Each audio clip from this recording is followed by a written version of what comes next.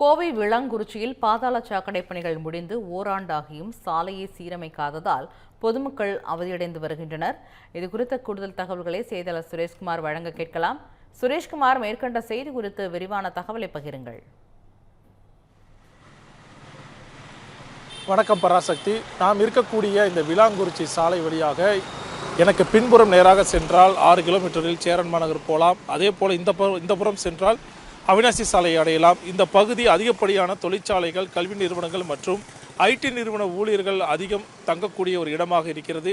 இந்த நிலையில் இந்த பகுதியில் 6 கிலோமீட்டர் தூரத்திற்கு கடந்த ஓராண்டாகவே பாதாள சாக்கடை பணிகள் முடிக்கப்பெற்று முறையாக சாலைகள் செப்பனிடப்படாமல் இருக்கின்றன. இதனால் கரடு முரடான சாலைகளிலேயே வாகன ஓட்டிகளும் பாதசாரிகளும் இந்த பகுதியை கடக்க வேண்டியதாக இருக்கிறது. இதனால் அன்றாடம் பல்வேறு இன்னல்களை சந்திப்பதாக இந்த பகுதி மக்கள் தெரிவிக்கிறார்கள். இது குறித்து நம்மிடையே பேசுவதற்காக இந்த பகுதியைச் சேர்ந்த பாலசுப்ரமணியம் இருக்கிறார். அவரிடம் கேட்கலாம், எந்த அளவுக்கு பிரச்சனைகளை சந்திக்கிறீங்க? கிட்டத்தட்ட ரயில்வே கேட் LC 06லேருந்து இது சேரன் மாநகர் வரைக்கும் 6 கிலோமீட்டர் கம்ப்ளீட்டாக டேமேஜ் ஆகிருக்கு. இந்த ஒரு வருஷமாக பள்ளிக்கு செல்வோர், கல்லூரிக்கு செல்வார்கள், வேலைக்கு செல்வார். இது சுற்றிலும் 5000 கம்பெனிஸ் இருக்குது. ஸ்மால் ஸ்கேல் இண்டஸ்ட்ரீஸு, MSME, பெரிய தொழிற்சாலைகள். இங்கிருந்து 4 கிலோமீட்டர் சுற்றளவில் ஏர்போர்ட் இருக்குது. டெய்லியும் 10,000 பேர் அங்கே ட்ராவல் பண்ணுறாங்க. இங்கே மிகப்பெரிய கொடிசியா என்ற வணிக வளாகம் உள்ளது. வருடத்திற்கு கிட்டத்தட்ட 70 லட்சம் பேர் இங்கே பார்வையாளர்கள் வருகின்றனர்.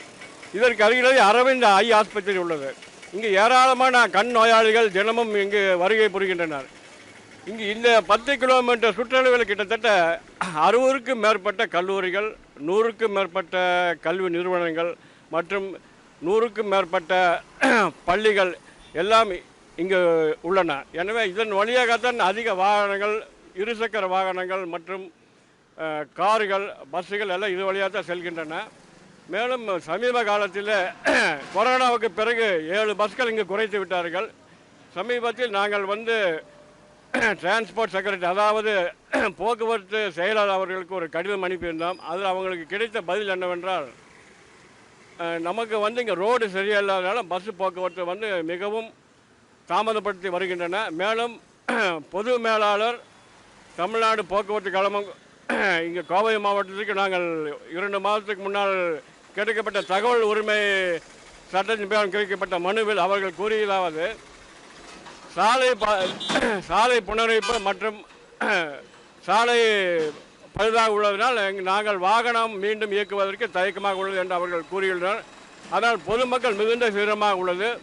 மேலும் தமிழ்நாடு குடிநீர் வடிகால் வாரியம் எப்பொழுது கீழே இருக்கின்ற குடிநீர் குழாய்கள் எப்பொழுது பழுதடையும், எப்பொழுது சரியாகும் என்று யாருக்குமே தெரியாது.